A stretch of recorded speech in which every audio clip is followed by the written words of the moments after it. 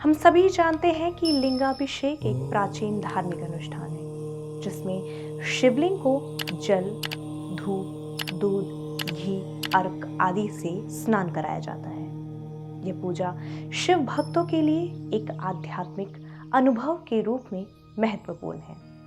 लेकिन क्या आप जानते हैं, इस धार्मिक अनुष्ठान के पीछे वैज्ञानिक कारण भी छिपे हुए हैं। जी हाँ, आपने सही सुना, इसके पीछे कुछ वैज्ञानिक तथ्य भी हैं। नमस्कार दोस्तों, मैं शिवप्रिया सिंह आप सभी का दिल से स्वागत करती हूँ हमारे आज के इस स्पेशल प्रोग्राम में। और आज इस कार्यक्रम में आपको मैं ये बताने वाली हूँ कि लिंगाभिषेक के पीछे का वैज्ञानिक महत्व क्या है। तो चलिए शुरू करते हैं। आप सभी जानते हैं कि शिवलिंग पर जलाभिषेक करने की परंपरा है। हर शिवलिंग पर एक जल का घड़ा भरा हुआ रहता है, जिसमें से निरंतर जल की धारा या बूंद शिवलिंग पर टपकती रहती है। 6वीं शताब्दी में उज्जैन में विराह मिहिर नाम के महान गणितज्ञ हुए थे।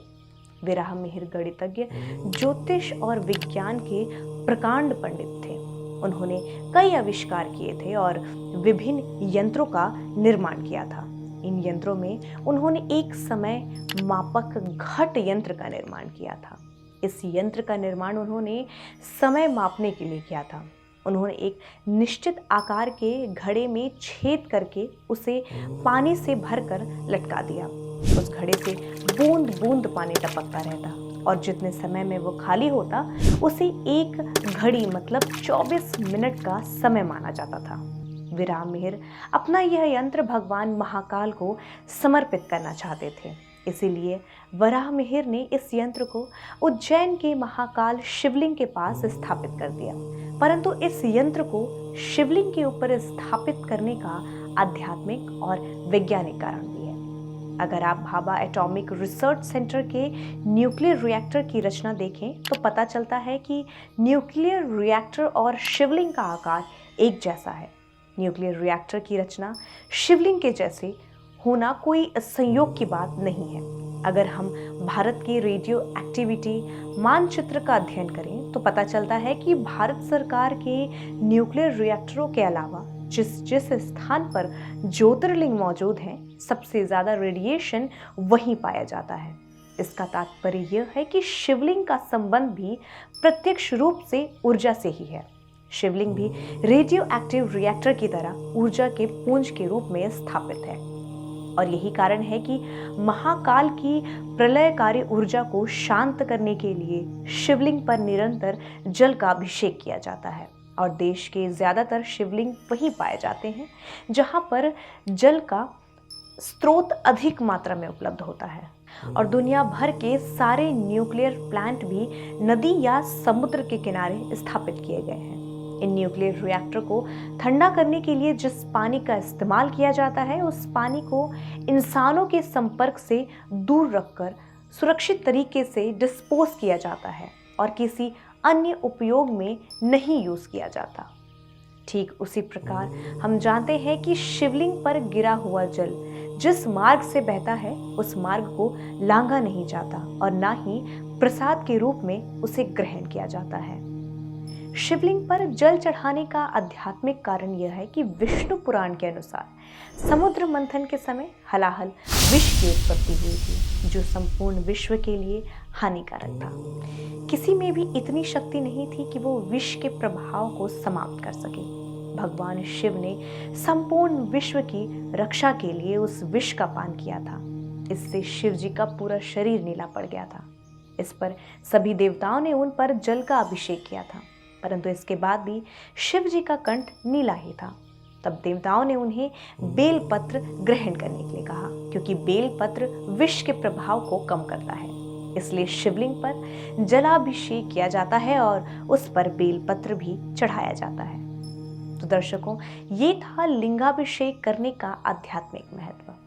अब बात करते हैं कि लिंगाभिषेक का धार्मिक महत्व क्या है। सबसे पहले ये समझ लेते हैं कि आखिर शिवलिंग का मतलब क्या है और फिर समझेंगे कि लिंगाभिषेक का धार्मिक महत्व क्या है। शिवलिंग एक ऊर्जा का स्वरूप है जिसमें एक या एक से ज्यादा चक्र मौजूद होते हैं ज्यादातर ज्योतिर्लिंग में एक या दो चक्र प्रतिष्ठित हैं। ध्यान लिंग में सभी सातों चक्र परम तक प्रतिष्ठित हैं। लिंग शब्द का मतलब है आकार।